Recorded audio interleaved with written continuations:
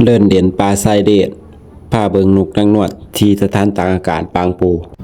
สบายดีมื้อนี้มาอยู่ในซองโตยตาอย่างที่ฮู้กันเนาะช่วงนี้ก็เป็นช่วงหยุดยาวช่วงเทศกาลปีใหม่เทศกาลหยุดยาวนี่ทุกคนไปเที่ยวไสแหน่สามารถคอมเมนต์บอกกันได้เด้อช่วงนี้เสียงก็สิเปลี่ยนเสียงเพี้ยนๆแหน่จักหน่อยบ่ค่อยสบายช่วงนี้เป็นบัดออกไปข้างนอกแล้วอากาศเปลี่ยนแปลงตลอดเลยบ่ค่อยสบายปานใดมื้อนี้ช่วงบัดหยุดยาวปีนี้ก็ได้มีโอกาสมาที่สถานตากอากาศบางปูซึ่งเป็นสถานที่ตากอากาศที่ต้องบอกว่าอากาศดีพากันมาเบิ่งนกนางนวลแล้วก็มาเลื่อนเด่นปลาชายเดนอย่างที่เฮาได้ฮู้กันสถานตากอากาศบางปูสมุทรปราการซึ่งเป็น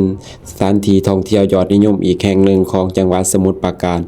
ที่วันหยุดแล้วทุกคนจะต้องมาพักผ่อนที่นี่เนาะมาเบิ่งนกมาให้อาหารนกกันมาย่างเด่นปลาชายเดนซึ่งผมเองก็บ่เคยมาเนาะเป็นการมาครั้งแรกของผมแล้วก็ถือว่าสถานีนี่เป็นสถานที่ที่สามารถมาพักผ่อนหย่อนใจมาหิวใจได้เนาะสำหรับคนที่เมื่อยจากการจากงานทางกรุงเทพกรุงไทยเนาะมาพักผ่อนหิวใจให้อาหารนกสวบพาเบิ่งบรรยากาศธรรมชาติตามป่าชายเดนและที่สำคัญก็คือนี่เป็นการมาทะเลครั้งแรกเนาะก็คือรู้สึกดีใจเป็นอย่างไรเนาะก็คือแบบว่าในชีวิตนี้เกิดมาเพิ่งเคยมาครั้งแรกแล้วก็เป็นการมาผู้เดียวพร้อมอันนี้ก็สิในช่วงวันที่ผมมาเนี่ยก็สิเป็นวันที่3 มกราเนาะก็สิว่าคนนี่ก็คือหลายคักเนาะอยู่บนสะพานน่ะก็บ่อนให้อาหารนกเบิงเมืองนกน่ะก็คือแทบสิบ่มีทางเดินเลยคนหลายคักคนเต็มเลยก็เลยมาย่างเด่นปลาชายเลนก่อนแล้วค่อยให้ไปหานกเนาะก็คืออาจสิเป็นวันหยุดยาวช่วงนี้ก็ถือว่านักท่องเที่ยวชาวไทยชาวต่างชาติก็ถือว่ามากันหลายเนาะซึ่งเป็นสถานที่ที่ต้องบอกว่าอากาศดีสำหรับไผที่สิมาเนาะทางอยู่ไกลเนาะก็คือมากันไลง่ายๆเลยก็คือ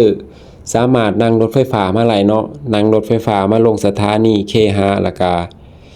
หลังจากลงที่สถานี K5 แล้วก็สามารถลงมาแล้วก็ออกทางออกสาวแล้วก็มาต่อรถ2แถวสาย36ไหลเนาะถึงถ้าเพิ่นเข้ามาส่งฮอดสถานตากอากาศเพิ่นก็สิคิดถ้าอยู่20 บาทก็ถือว่าคุ้มอยู่เนาะก็ถือว่าดีเนาะเพิ่นเข้ามาถึงตรงในเลยซึ่งเฮามาเบิ่งมาย่างตามสะพานปลาไซเดนนี่อาจสิเห็นเป็นดินเป็นพุ่มไม้เนาะเพราะว่าช่วงเฮามานี่ก็สิเป็นช่วงน้ำลงเนาะน้ำก็สิบ่มีเนาะซึ่งเป็นสำหรับคนที่สิมาเนาะก็ให้กะเวลาดีๆเนาะให้มาฮอดนี่ประมาณ 4 โมงก็สิเป็น4 โมงนี่ก็สิพอดีเลยเนาะกับบรรยากาศช่วงยามแดงๆเนาะถ้ามาประมาณ5 โมงนี่ก็สิเฮาสิอยู่แป๊บเดียวก็ค่ำแล้วท่านแนะนำเนาะ4 โมง